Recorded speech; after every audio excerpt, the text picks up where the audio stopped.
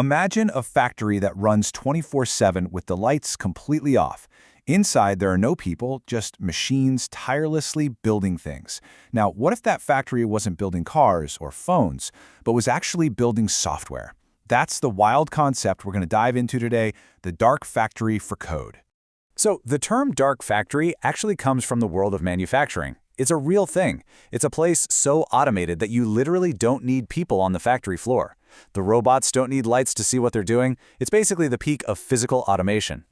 But this is where things get really interesting. We're taking that exact idea and dragging it into the digital world. What happens when, instead of robots on an assembly line, you have AI agents writing, testing, and securing software all on their own? That's the big idea we're going to unpack right now. Okay, first up, let's talk about the philosophy behind this whole thing.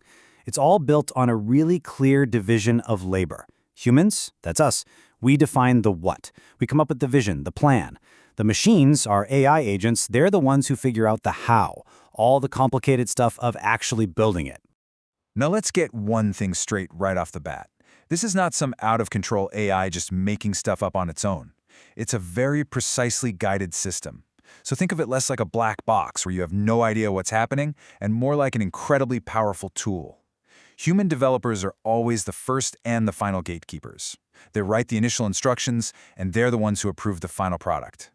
So who are these digital factory workers? Well, it's a team of 4 distinct AI agents, and a super important design principle here is isolation. They literally cannot talk to each other directly. This is a critical security feature because it prevents one bad agent from messing up the others. We'll see why that matters in a bit. All right, let's meet the team. Here's the current lineup. And as you can see from that status column, this is very much a live project, which is what makes it so cool. We've got Tommy, who's the orchestrator and does the first quality check. Then there's George, he's the main developer. And then we have 2 more, nicknamed D and Dumb, whose exact roles are still being worked out. Okay, so Tommy is basically the project manager, the foreman of this whole digital operation. She is the central hub. She takes the blueprints from the human developers, she hands out the work to the coders, and, this is super important, she also runs the very first round of quality tests. She is the absolute backbone of this factory. And then we have George. They named him after the character from Of Mice and Men, a gentle giant who doesn't know his own strength. And honestly, that's a perfect description. George is the workhorse. He's running on a beefy GPU. That's a graphics card that gamers would love. But here, it's being used to crunch all this AI work, turning those human plans into actual working code. All right, so we've met the crew. How does any of this actually work? Let's follow a brand new feature on its journey through the factory, starting as a human idea and ending up as AI-generated code. It all kicks off with a human developer. They write a really detailed plan, called a feature spec. They hand that spec over to Tommy. Tommy takes it, assigns the job to George, and George gets to work building the code. Once he thinks he's done, he sends up a signal that his work is ready for testing, and that's what starts the whole review process. And here's what's so fascinating about this process, how absolutely essential that initial human input is. That feature spec is the control plane for the whole system. If a human writes a super clear, precise blueprint, the AI can build exactly what's needed. But if that spec is vague, you're going to get vague software. You know the old saying, right? Garbage in, garbage out. Okay, so this brings us to what is arguably the most important part of this whole system, quality control. Once George has written the code, it has to survive this really tough 2-stage inspection to make sure it not only works, but that it's also safe and clean. And this is the million-dollar question, isn't it? I mean, it's one thing for an AI to spit out some code, but is that code actually any good? Can you really trust it? Well, the answer's in this really clever system of checks and balances. This right here is the core safety idea in action. It's called independent verification.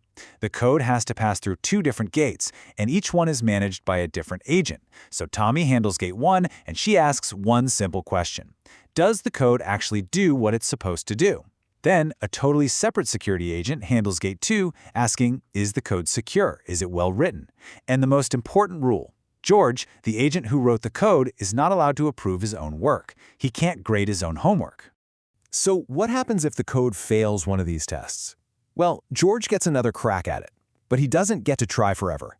The system has a hard-coded 3 strikes rule. He gets 3 tries to get it right, and that's it.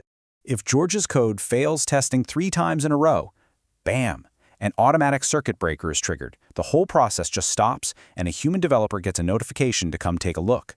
This is the ultimate safety net. It prevents the AI from getting stuck in some kind of endless loop, burning through time and money on a problem that really needs a human brain to solve it.